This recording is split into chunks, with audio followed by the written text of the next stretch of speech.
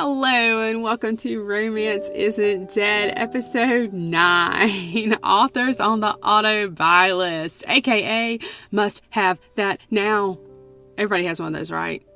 The author that they just cannot resist, or the actor in the movie that they have to see. That's what we're talking about today. So, our must buy list. Ray, how's it going? Yep. Not too bad. It's cold. How's it going there?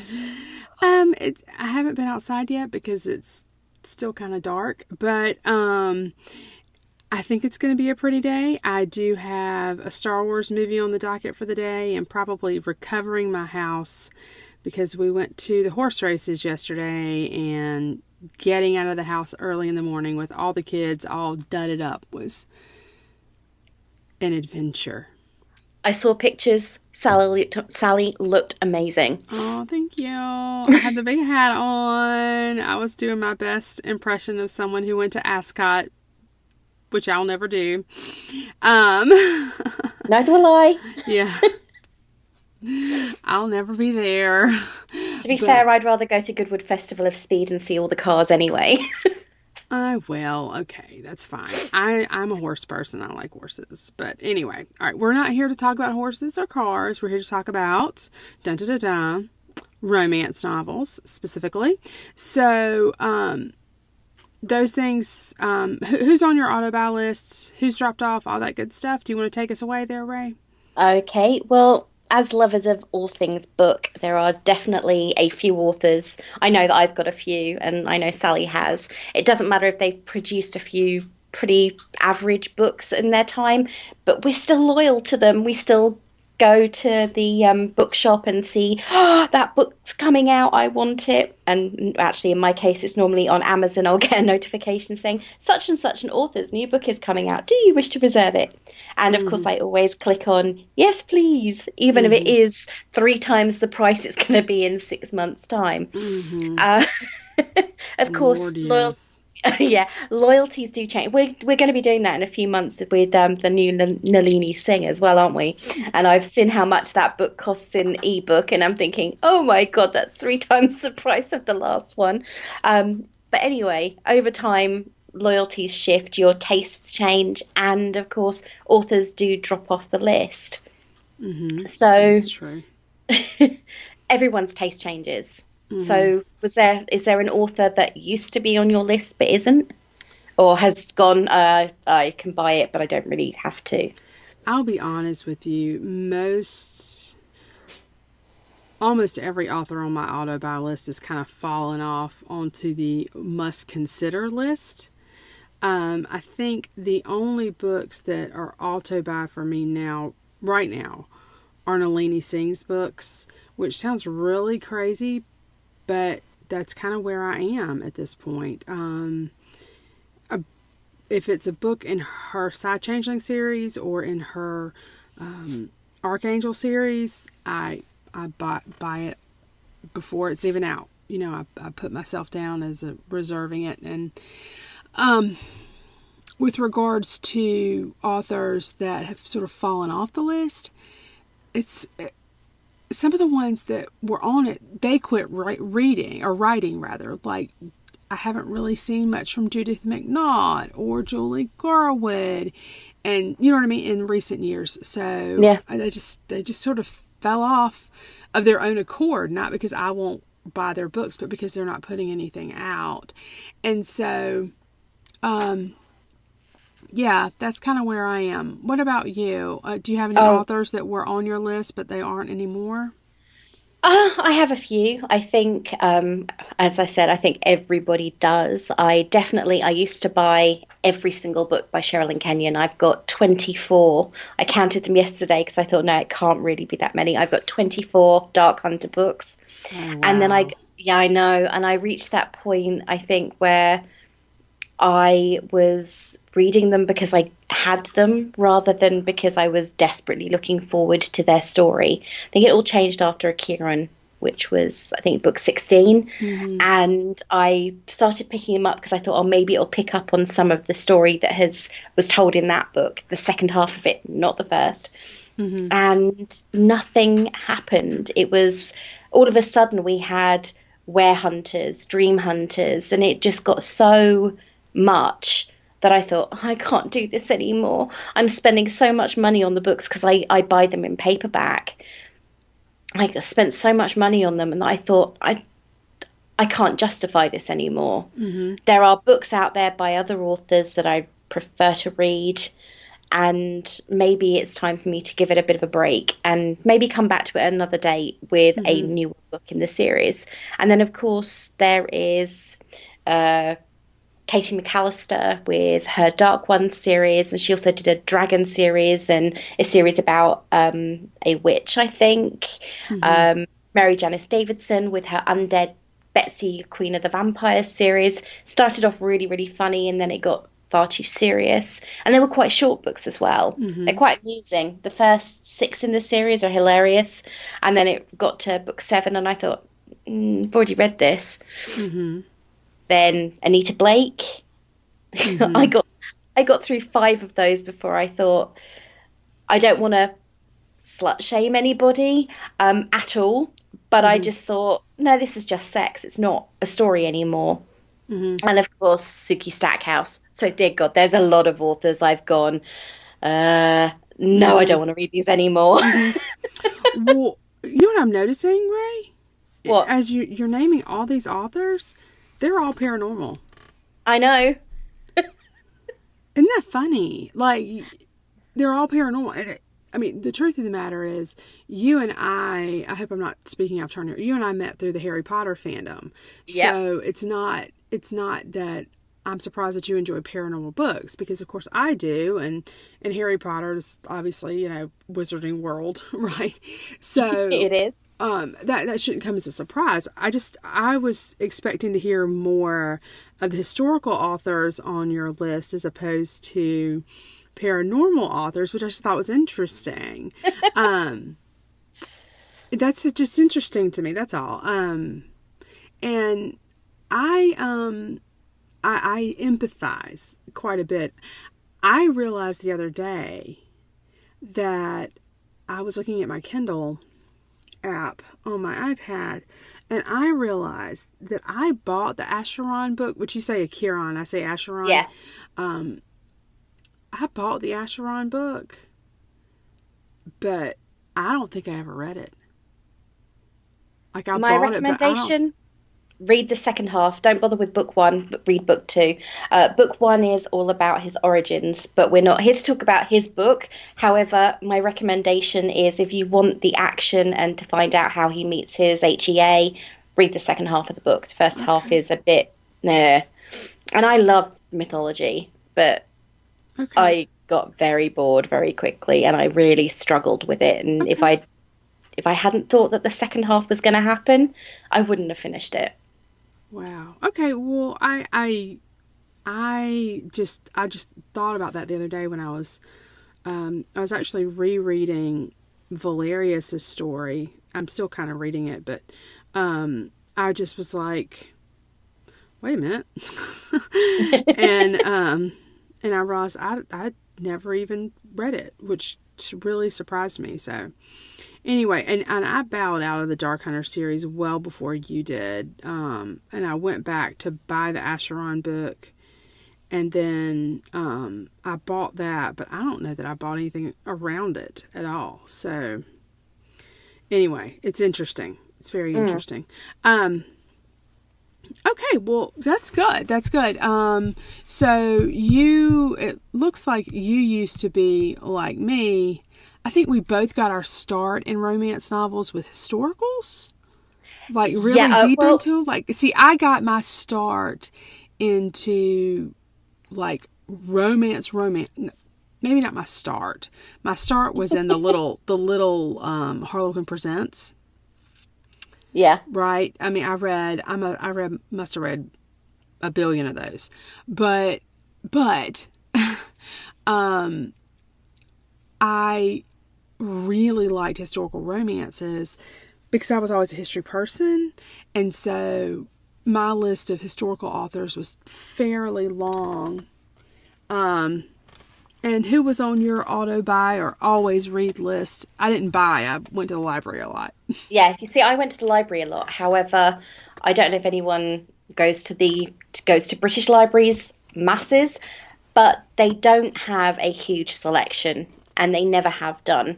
Of They have sagas, and they are things like you can find 10,000 copies of a Catherine Cookson, but you're not as likely to find the Julie Garwoods, the Catherine Coulters, the Joanna Lindsays, the Jude Deveraux Why on the not? bookcase because we don't seem to have them. It's kind of like we were having a talk previously and completely off podcast about books, and I mentioned about how if I wanted before the sort of before Amazon started, and I've realized I've actually been a member for 19 years this year, but before Amazon became a big thing over here, if I wanted a romance novel that was written by Joanna Lindsay or Jude Deveraux or even Julie Garwood, I had to go to a city, to a big bookstore. You know, that's interesting too, because what that would promote is, okay, I've got to save money. So when I go to the bookstore, I can afford to buy more than one book. Yeah, because otherwise it's completely not worth it. Hello, a load of student debt. I used to go to university in a city, well, quite near home, about an hour from where I live, and I would. On my way back from classes, I would go to the Borders that had opened up, and I was allergic to something in their bags, but I still bought books there. And I'd go home, and my nan would always know that I'd purchased a book because my hands would be like balls, solid, red, swollen, really painful, because I had gone into the bookshop and I'd spent half of my student loan money on romance novels because it was the only place I could get them. Don't tell. I paid it all off. It's mine now. I paid them all off. But it was a case of that was the only place I could get hold of the books that I wanted. I mean, I could find plenty of chick lit, which I now love, but at that point I wanted something slightly steamy, imagine all the costumes and everything else. So I'd have to travel an hour to get a copy of a book because Amazon didn't exist, so there was no convenient one-click buy.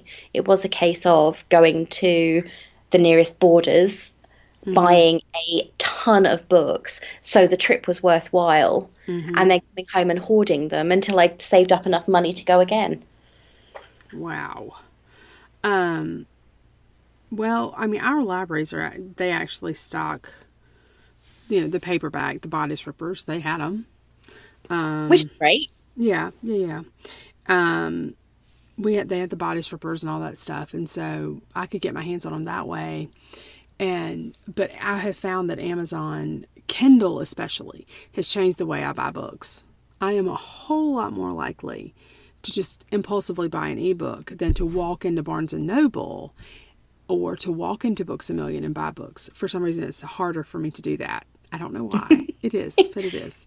It takes more preparation and more thought. Yeah, and I'm standing there and I'm like, oh my gosh, how do I? But it's somehow, if I can just hit click to buy now. I mean, Amazon's freaking genius. They're geniuses. They've gotten this pulled off. But I have spent so much money with Amazon. Let's not even talk about it. Okay. All right. So. Yeah, we could devote an entire episode to books I bought on Amazon because they looked like they were a great deal. Yeah. And it's so easy to discard them when they cost less. Yeah, and I do Kindle Unlimited. I'll borrow a book, but if I'm 3 pages in and I don't like it, I hit return. I don't want to hurt anybody's feelings or anything, but I hit return if I don't like that book 3 pages in. And one way to ensure that I don't like your book is to write it in first person, present tense. I'm out. There we go. We know Sally's dislike already. I am out. Nope. And I'll read the first page, and if it's in first person present tense, nope, I'm done. I'm absolutely done. And if it was a book on a bookshelf in a bookstore, the Barnes & Noble or whatever, I'll read the first couple pages just standing there. That would be something that I would read the first couple pages, slap right back on the shelf, and move along, because I'm not going to waste my money on that. I hate that. hate that. Yeah, definitely passionate about what you dislike in that kind of. I would say I'm not so fussy, but there are certain things that if I find in a book, if I find a typo, I've been told, or I was told off quite a lot at my school library for doing this. I put a post-it note in the book highlighting where the errors were. I was one of those horrible kids. That really is horrible. I find, especially and it's even more noticeable on Kindle. Mm-hmm. I was going through some of the copies of books that I've got on Kindle and where I've made highlight marks, and they are all highlights to do with grammar, spelling. That's it, just grammar and spelling. Mostly, they spelt this incorrectly, or this is the wrong word, or for me, it's lazy editing. Yeah, it is. And it annoys me. And that is one thing that is guaranteed to push me away from an author is if, and it's not their fault, it's if their editor was bad. Right. No, I agree. It should push you away from a book. Yeah, because if I start noticing that sort of thing, I'm obviously not engaged enough or invested enough in the story to actually care. Exactly. I totally agree. Okay, so I don't guess it's a surprise to anyone that my auto buy list is Nalini Singh, and she's been on that list for me for years at this point. And I'm thinking I have 20 plus books of hers on my Kindle. I think I even have one of her old like Harlequin, because she got her start with like Harlequin, which is I think Mills and Boon. It is indeed. Okay. In Britain, and she got her start there where a lot of folks get their start. But I didn't like that specific one as well, but it confined to that formula and whatnot, and it was fine. But yeah. So she tops my must buy list, and I think pretty much everybody else right now is a must consider. So even if it's like Sherilyn Kenyon, I'll consider almost any book by her. I'm trying to think of some other authors. If you ever made my must buy list, you're a must consider author for me. Christine Feehan. She used to be on my must buy list, and now I always read the synopses. I just, at a certain point, I tend to bow out, Yeah. If you're 20 books in, I'm like, okay, I get it, It's really kind of and hard you can almost predict what's going to happen too. Mm-hmm. That's the problem. I think you've reached a point. I know that's exactly, that's what happened for me with the Dark Hunter series. It's what happened. It's what's happened for me, and it breaks my heart because she was one of the first historical authors that I read as an adult. But Joanna Lindsey's Mallory series, which I loved, and we are going to be reading one of hers later on. I loved the Mallory series. I mean, so much. George's story is one of my favorites, and hers is the one we're going to be reading, but reached a point where I can't suspend my disbelief any longer, and I can't read the same story again. I can reread a book, but I don't want to buy another book by the same author with different character names with exactly the same situations. It's quite funny because last week we discussed The Other Miss Bridgerton. Mm-hmm. And I mentioned something in a conversation that Sally and I had during the week about how I noticed something that all of Julia Quinn's female characters, say during the sex scenes. And that is that it feels strange when they're asked how their first time is during the act. I'm trying to think of a tactful way to say it without making us an explicit episode. During the act, they all respond with, it's strange or it's weird. All of them. And I've read about 7 or 8 now, and every single one of them says the same thing. And it takes, because I've noticed it. Now I've noticed it, I'm not going to be able to unnotice it. Well, and then I was also reading another Julia Quinn, and because last week with the other Miss Bridgerton, we had noted that there wasn't a kiss until like 50% into the book, and then they actually, do the deed, if you will, at like 80%. I'll be dadgummed if those percentages were not the exact same in this other book. I didn't have the same feeling with that particular book that it should have been a novella.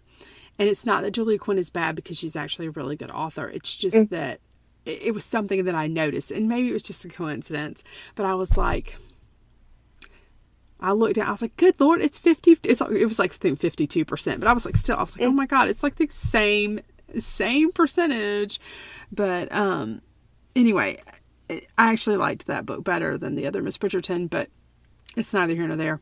Okay. So you said Sherilyn Kenyon was on your must buy, right? No, she was, but she isn't anymore. Okay. Yeah. Okay.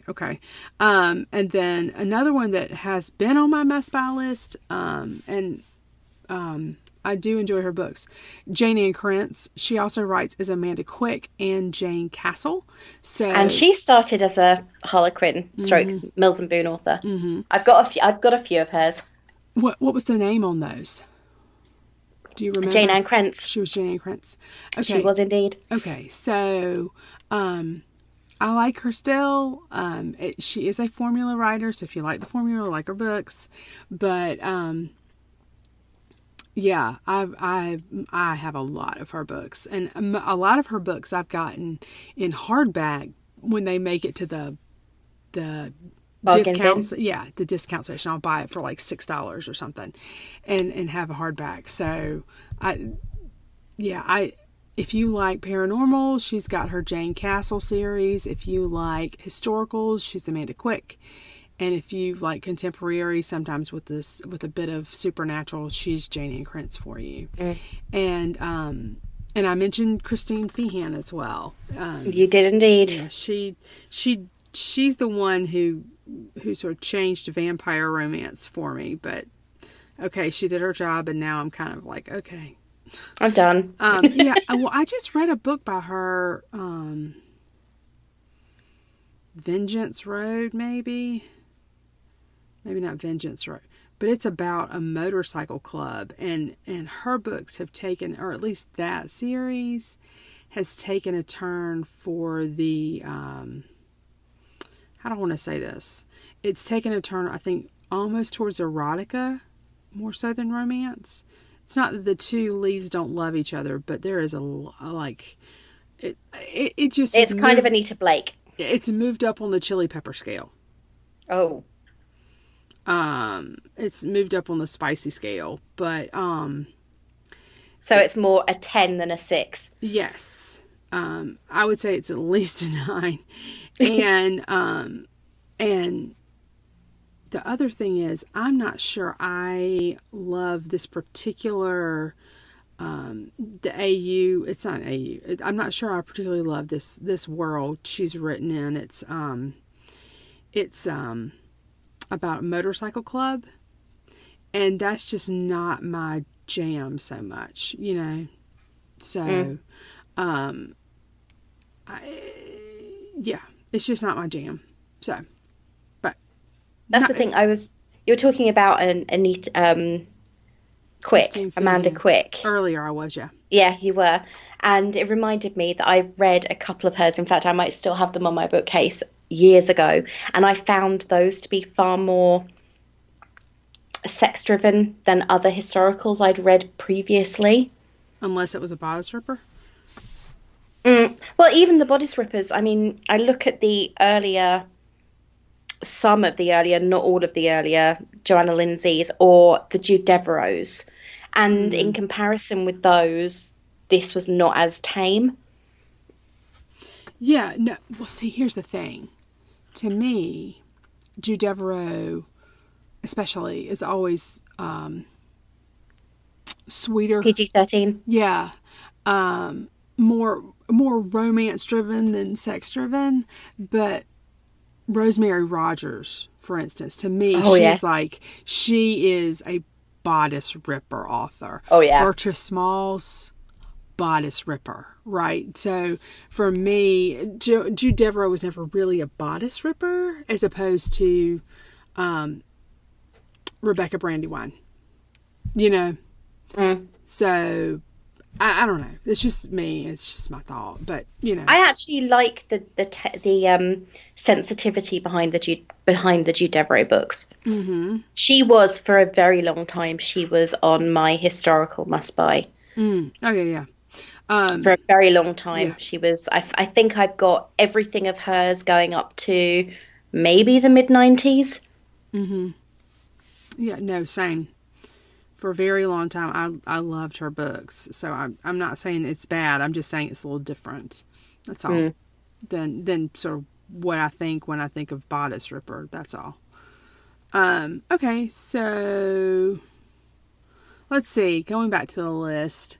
All right, well, I was talking about Christine Feehan and how she sort of changed genres, not genres, but changed her writing focus, although she's still writing about vampires. You were listing off a bunch of supernatural authors earlier. Any vampire authors in particular that you want to touch on? Mary Janice Davidson and her Undead series, which is... Many people will call it Betsy the Vampire Queen series or the Betsy series. Mm-hmm. That started off, I'm not even sure how many books there are now, but I stopped at 6. I picked up 7, looked at it, and decided that I wasn't interested. Mm-hmm. I think that was the point where it took a shift and became far, not necessarily darker, but far more serious, with her friend getting cancer and all manner of other things. And it got a bit... it hit in a way, a vampire novel hit too close to home. But I decided that I was fine with sticking at 6. It didn't end on a massive cliffhanger, so I knew how the characters were fine, and I was happy with that. So I left the books at book 6. They still have pride of place on my bookshelf, and I still read them occasionally. So I'm not one of these buy it and then read it once and then give it away. I am a hoarder. I'm a hoarder when it comes to books. A massive hoarder when it comes to books. And one of the reasons I'm so thankful for Kindle is because I am a hoarder of books. Same. But so Mary Janice Davidson was one that I really enjoyed, her first 6. And I think she also writes a mermaid series, or she did write a mermaid series about a mermaid called Fred. And they started off okay, but I was fed up with waiting for the next book in the series, and I moved on to something else. And that sounds so impatient. I'm not a millennial. That sounds really bad too. I'm not someone who is always hugely impatient, but I have learned not to wait so long. If anybody out there read the Night World series by L.J. Smith, are you still waiting? Are you still waiting for book 10? I'm still waiting for book 10, and it was supposed to be released in 1999, so it's 20 years we've been waiting for that book. I don't think it's going to happen. I might give up after a decade. Just saying. I still live in hope, but I think it's because we see that she's doing other stuff, and she's writing a spin-off series because of course she wrote the Vampire Diaries. And she wrote Secret Circle, and she wrote what was my favourite young adult trilogy with Julian, The Runes, and The Forbidden Game, which was brilliant. So every once in a while you get a little whisper of, oh, Strange Fate is coming out, and then nothing happens. I understand. This talk of vampires reminds me. There were 2 authors that I read, and they used to be on my must-buy list. But they aren't on my Kindle because I've read them, a lot of them, as actual physical paperbacks. J.R. Ward wrote the Black Dagger Brotherhood series. Yes. She's still writing it, isn't she? She is still writing it. And she's expanding and all that stuff. It fell off my list after about 6 or 7 books, but I was fairly heavily involved in that. I mean, I actually had an account at her website and chatted on the chat boards and the whole 9 years, which is big for me for a romance novel series. Like, that was a big step into the fandom for me. And I think I quit. I'm trying to remember the brother's name, but for me, it just went too far. Oh my, how can something go too far for me? But I don't know, but not only that, how can it go too far in a fictional vampire world? I don't know. But it was like, for whatever reason, it just felt a little bit like it jumped the shark, and I was like, okay, never mind. And I tried to get back into it, but I just couldn't. And so I think I've read one of her books in the last 10 years, maybe. I don't know. And wow. it was really good. And I think it probably had the potential to get me back into it, but I didn't care enough to get back into it. And I think that's the only J.R. Ward book I have on my Kindle. And I'm not being pejorative. She's a very talented author. Very, very talented. She's still writing good stuff. It became not for me. And then she's someone I've never read. If you don't have a desire to correct spelling, because all the brothers' names are words like rage, but they're spelled differently. It's Rhage. Oh God. Yeah. And I think the first brother is Wrath, but he's actually spelled right. But afterward, all the other brothers have different spellings for their names. But anyway, and then I read Laura Adrian's books, and I liked her books as well. But she's kind of, again, fallen off. And I think part of it is just vampire romances have kind of fallen off for me a little bit. You know, I've just kind of moved into the world of shapeshifters or something. I don't know. I guess one day that will also change. But I say that, and yet I adore Nalini Singh's vampires. So I don't know. and that's the thing. I mean, maybe it's the Twilight tire. Maybe. That's possible. There was a while there where there were so many. There was an abundance of vampire fiction, whether it was because they realized that it would sell. The popularity of shows like Buffy, The Vampire Diaries, True Blood, then the Twilight movies, and all of that has contributed to a glut, a massive glut of vampire novels. Right. And it used to be that you couldn't find one. Yeah, and now they're all over the place. And I'm not sure, and everyone tries to come up with a fresh take on them, but at a certain point, I think we're running out of fresh takes. I agree. And I say that, and then someone will explode onto the scene tomorrow, and I will welcome them with a fresh take on vampires. I'm just not sure what exactly it will be. Maybe it'll be an adult take on Hotel Transylvania. Oh. Please, if you're listening to this, do not do that. Please. No, don't. Okay, so our very first book was by Julie Garwood. I don't think too much about the historical accuracy or the lack thereof because it'll mess with my head.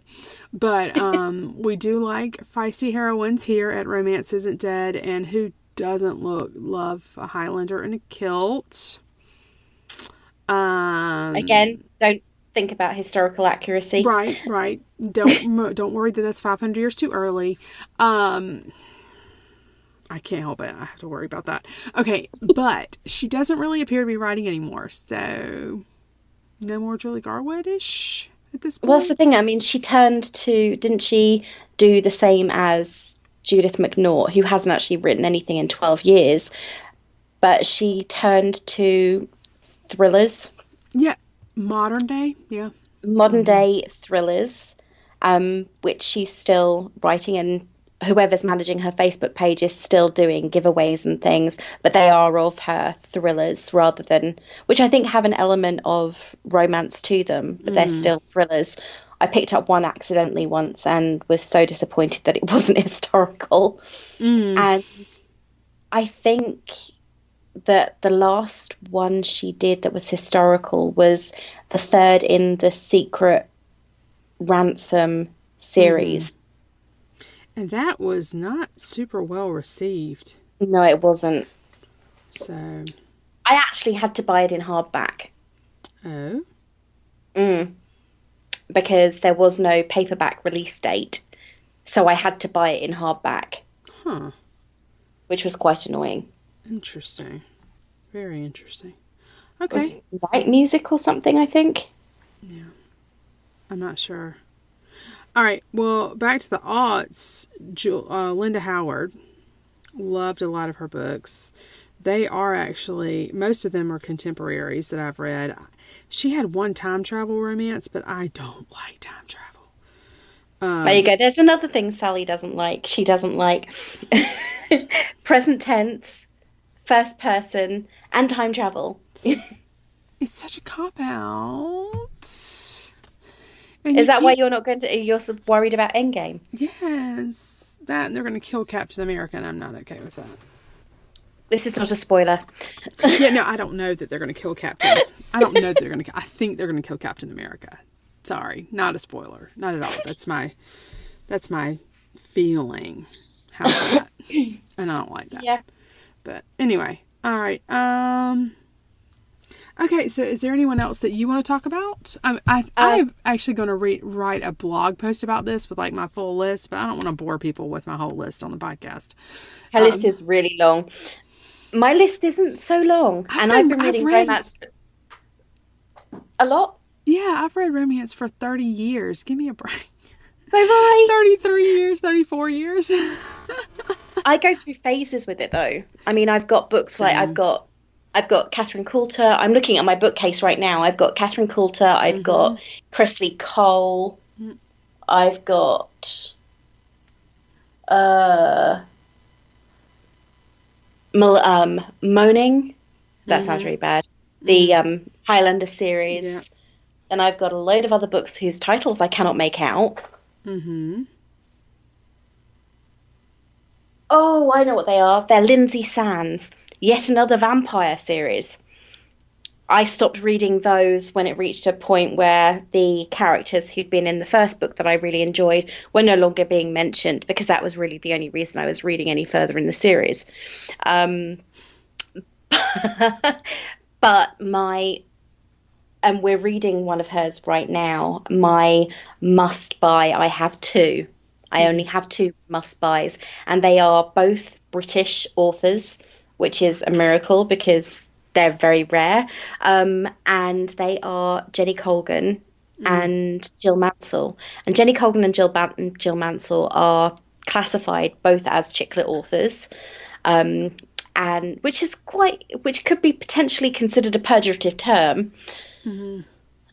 But they are, Jenny Colgan writes very heavily comedic threads through her stories. She has serious storylines, but there is a nice comedic tone to some of them. Rosie Hopkins' Sweet Shop of Dreams is one of my favourites by her, which has an element of real poignancy to it. And then, of course, we are reading my absolute favourite by Jill Mansell at the moment, and that is To the Moon and Back, which is an incredible book. And I'm hoping Sally is going to like it. It really is I wouldn't say it's sweet, because it starts with a massive tragedy, but it has got that real emotiveness to it. And that's what I love about her books. So she is on my must buy. The minute a new book by her is announced, I order it. Wow. And then I savor it. I don't read it in 5 minutes flat. I savor it, because I don't want it to end, because I know it's going to be another year till I get another one. I understand. I totally understand. I do. Perfect. All right. Well, I would like to know if our readers have must-buys and who they are, because, well, I'm always looking to expand my list. And if there's anyone that you would like to share with us, please do. Ray, where can people find us to tell us about their must-buys? Everywhere. Yes, everywhere. We're on YouTube. Mm-hmm. All of the links to our channels are posted on a blog post on our Romance Isn't Dead blog, which is found at romancenotdead.wordpress.com. Mm-hmm. I'll post the link to that below the YouTube video and the podcast on Podbean. Mm-hmm. So go there. We post regularly, really regularly, on Twitter, which is ISN Romance. And well, we're everywhere. God, that sounds like we're Big Brother. This is not 1984, but we are spreading our wings and flying a little bit. So we are on YouTube if that's how you want to listen to us. And we're on Podbean, Spotify, iTunes. We're on Google Play. If you're in the US, you can access it. Sorry, UKers. It's not accessible over here because we don't have it. And obviously the link to our podcast is posted pretty regularly on our Twitter account. Right. Perfect. And comment to us on any of those places. Yes, you can find us. We are visible. That is perfect. If you want to reach out directly to me, I'm Palmetto Blue on Twitter, and then I think Ray just says try for ISN Romance at Twitter, right? Yeah. That's where I have got my that is where I'm most active. I do have a personal Twitter account and it is posted in the blog article, but I am so inactive there. Yeah. I'm also on Instagram as Palmetto Blue, and I just look at pretty pictures and post pretty pictures there. I don't really do a whole lot with the podcast there. I post pictures of cats, so Fair enough. I post pictures of hats yesterday, so there's that. Yeah. All right, so right now, what are we reading again, Ray? We are reading To the Moon and Back by Jill Mansell. It came out in 2001. And 2001? Yeah. Or was it 2011? I think it's 2011. Thank you for correcting. It was 2011. I knew it wasn't new. Okay, I was confused because I was like, I swear it said 2011. Because I was buying the book. I didn't need to. I went to look at it and it said, you already own this book. It's like, yes, I know. I've read it about 10,000 times. All right, cool. Well, if y'all would like to join us in our little read along, we would love to have you do so. And we will be podcasting about To the Moon and Back by Jill Mansell next week. Thank you for tuning in to Romance Isn't Dead. Ray, how would you like to sign out? Keep on searching for your happily ever after. And I would remind you that romance isn't dead. It's alive and well on your bookshelf. Bye. Bye.